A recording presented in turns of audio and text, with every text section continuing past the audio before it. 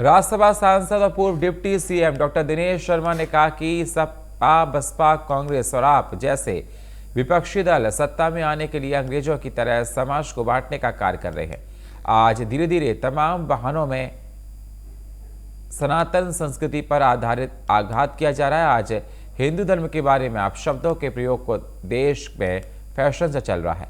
ये प्रवृत्ति देश की प्रगति में बाधक है। आपको बता दें, विकास नगर में सर्व ब्राह्मण विकास परिषद के नवनियुक्त पदाधिकारियों के शपथ ग्रहण समारोह में पहुंचे सांसद दिनेश शर्मा ने कहा कि पहले भी मुगलों के समय भारत की सनातन संस्कृति को समाप्त करने के उद्देश्य से धर्म ग्रंथों को जलाने, शिखा को काटने, जनेऊ को जलाने का अभियान चला था। आज एक बार फिर सनातन पर शब्दों से खुलेआम प्रहार हो रहे हैं।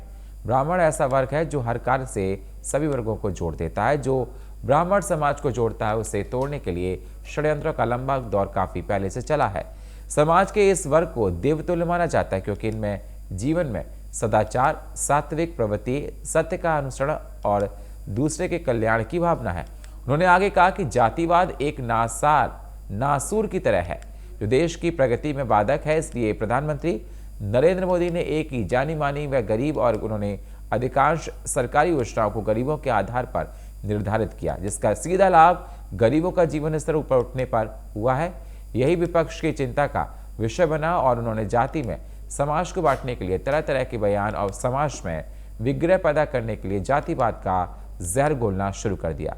वहीं उन्होंने आगे कहा कि जातिवाद एक नासूर की तरह है जो देश की प्रगति में बाधक है।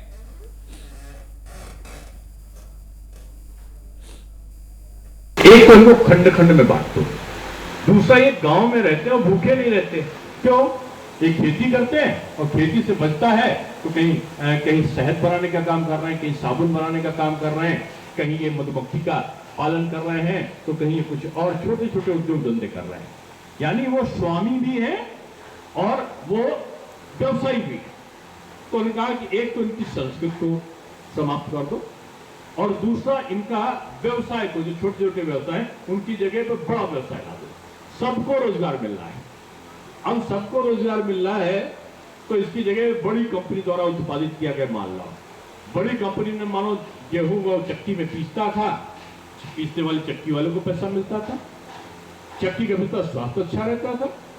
गेहूं ले जाते थे, ले जाने वाले को वो जो लाता था रिक्शे वाला या वो, उसको पैसा मिलता था।